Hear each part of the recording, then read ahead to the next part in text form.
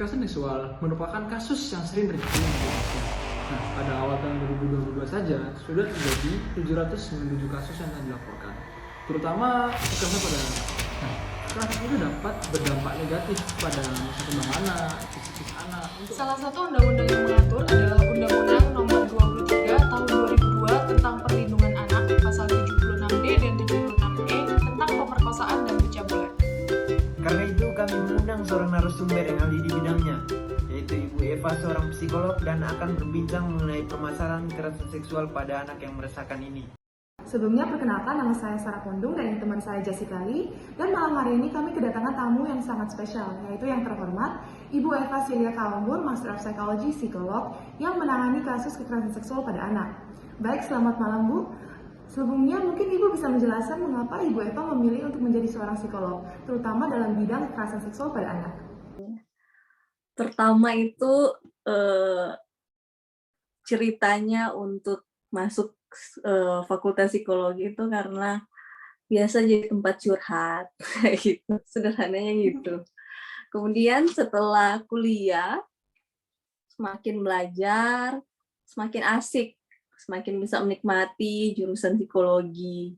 Jadi kayaknya bisa memahami kenapa sih manusia bisa berperilaku seperti ini, kenapa sih mereka jadi seperti ini, seperti itulah gitu. Akhirnya semakin jatuh cinta deh sama profesi psikologi gitu. Dan tidak terpikirkan untuk kerjaan lain karena sudah senang dengan dunia psikologi. Oke, baik Bu, terima kasih. Menurut Ibu Eva sendiri, apa itu kekerasan seksual? Kalau menurut saya, kekerasan seksual itu segala tindakan yang dilakukan oleh orang dewasa terhadap anak dengan tujuan untuk mereka memanfaatkan anak ini untuk mereka mendapatkan kenikmatan seksual gitu. Kalau zaman dulu mungkin terbatas dengan pemerkosaan, sodomi seperti itu, perbuatan cabul. Tapi semenjak makin hari perkembangan teknologi semakin meningkat, perilaku kekerasan seksual tidak hanya terbatas dalam pemerkosaan seperti itu. Banyak hal yang dilakukan oleh orang dewasa, pelaku ini terhadap anak-anak yang sebenarnya itu termasuk tergolong kekerasan seksual. Contohnya misalnya kalau di media sosial diminta untuk foto yang tidak pantas, itu juga termasuk dengan kekerasan seksual sebenarnya gitu. Jadi kekerasan seksual sekarang itu definisinya luas banget. Perilakunya juga semakin hari semakin berkembang, tidak hanya terbatas dengan kontak fisik saja, tapi media sosial juga bisa jadi sarana untuk kekerasan seksual terhadap anak gitu. Untuk pertanyaan selanjutnya, mengapa ya Bu kekerasan seksual itu terjadi terutama pada anak? Biasanya ini berkaitan dengan stigma atau pandangan terhadap anak itu sendiri. Kaum anak ini dianggap kelompok yang rentan, lemah gitu, punya ketergantungan yang besar terhadap orang dewasa. Karena mereka lemah, makanya bisa mudah untuk dijadikan sebagai korban gitu.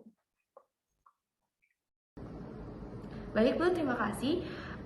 Apabila terjadi kekerasan seksual seperti Ibu bilang tadi, anak tersebut Ya, kalau sejauh mana perubahan perilaku ya, itu sebenarnya tergantung dengan seberapa cepat anak ini mendapatkan pertolongan. Tentu kalau semakin lama perubahan perilakunya semakin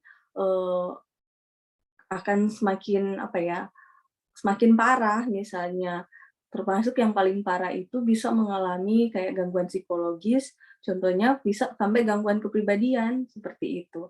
Tapi kalau dia mendapatkan penanganan yang lebih cepat, ya dia bisa survive lagi untuk pulih, untuk hidupnya layaknya sebagai seorang anak yang normal seperti itu.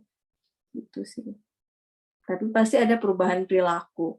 Kalau pas awal-awal mereka mengalami kekerasan seksual, biasanya Anak itu bisa dilihat dari yang ceria, tiba-tiba bisanya murung gitu.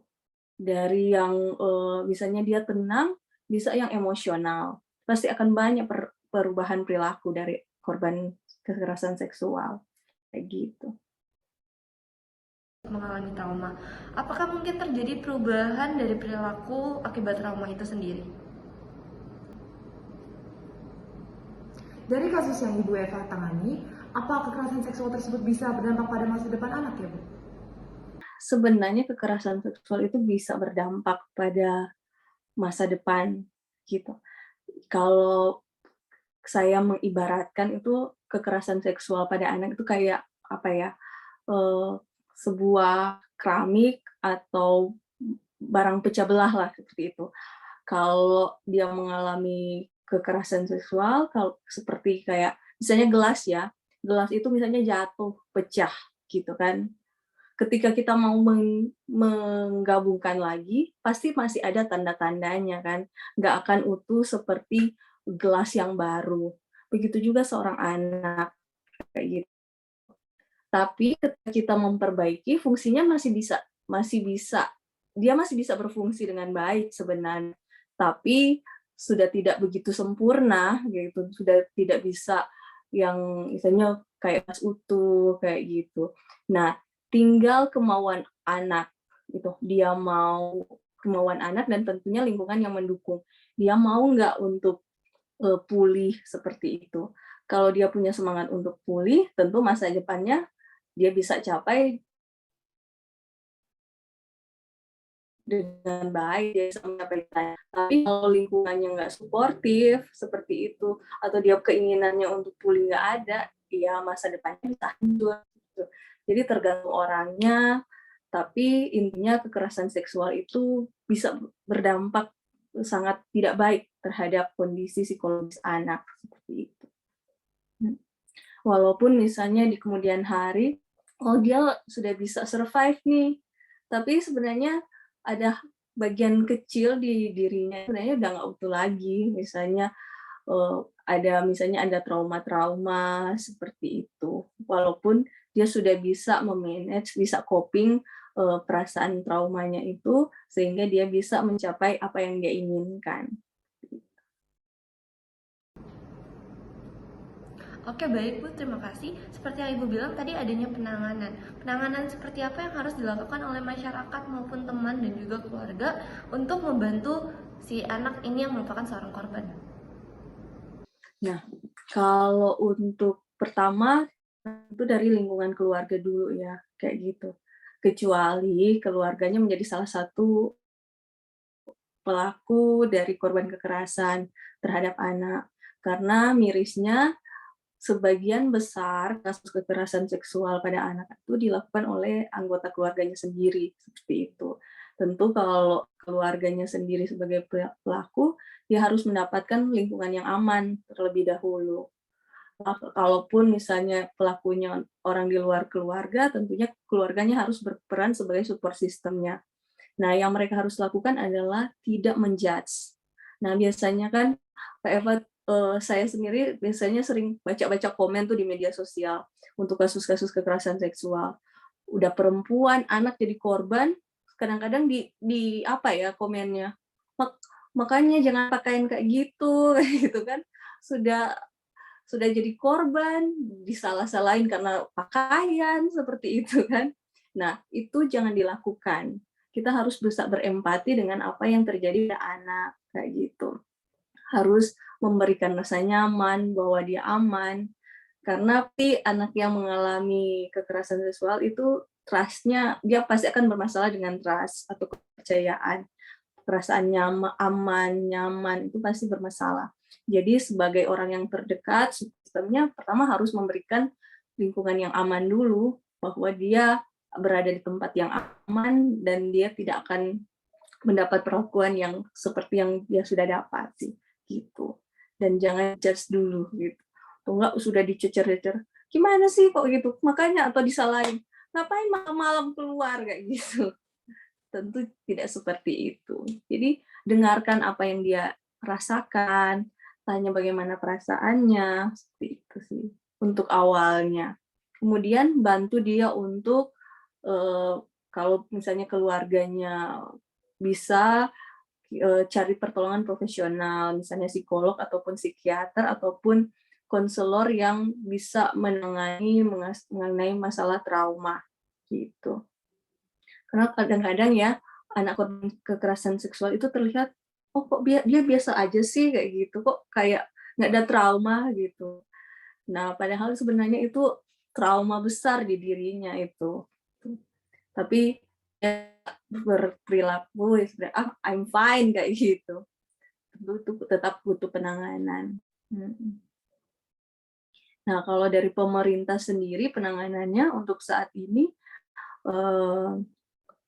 pemerintah sendiri sudah punya kayak lembaga-lembaga kayak apa ya, Dinas Perlindungan Perempuan dan Anak. Nah, di situ kan mereka sudah menyediakan profesional-profesional untuk bisa membantu. Mereka juga memberikan kayak apa ya, yang dinas sosial juga, mereka juga memberikan kayak pekerja-pekerja sosial yang bisa membantu. Gitu sih dari pemerintah yang saya amati ya, seperti itu. Tapi yang utama sebenarnya support sistemnya dulu dari keluarga ataupun teman seperti itu. Baik Bu, kira-kira apakah upaya yang bisa diterapkan dan dilakukan oleh masyarakat dan pemerintah agar bisa mencegah kasus KS kepada anak? Pemerintah pasti akan menyasar, kalau ini kita berbicara mengenai pencegahan ya, pasti akan disasar mengenai pengetahuan dulu gitu. Jadi banyak sosialisasi mengenai kekerasan seksual itu apa sih? Karena anak-anak biasanya nggak tahu. Ternyata yang orang dewasa ini lakukan sudah bentuk pelecehan misalnya, gitu. Misalnya disuruh foto seperti ini, kan nggak tahu. Dia pikir kan mungkin sejauh ini, oh kekerasan seksual itu pemerkosaan. Disuruh foto terbuka, kan dia nggak menyentuh bagian yang tidak boleh disentuh gitu. Jadi pemerintah gencar melakukan edukasi apa sih kekerasan seksual, jenis-jenis apa sih kekerasan seksual yang biasa terjadi seperti itu. Biasanya itu sih untuk pencegahan, dan mereka juga membangun kayak apa ya, kayak lembaga-lembaga yang bisa menjadi tempat untuk misalnya pengaduan seperti itu. Baik Bu, terima kasih telah meluangkan waktunya untuk menjadi narasumber kami kali ini. Dan semoga dengan adanya video ini makin banyak lagi masyarakat yang berempati dan juga mengerti tentang kasus kekerasan seksual pada anak sehingga mereka tidak menjudge anak. Dan juga semoga diterapkannya upaya-upaya kasus pencegahan seksual anak. Saya Jessica. Dan saya Sarah. Kami pamit undur diri. Terima kasih. Terima kasih, dengan senang hati. Terima kasih. Hal terakhir yang ingin kami sampaikan dari video ini adalah harapan. Harapan kami dengan adanya video ini, masyarakat di Indonesia mendapatkan edukasi yang lebih tentang kasus kekerasan seksual dan akan menekan atau menurunkan kasus kekerasan seksual yang ada di Indonesia. Terima kasih.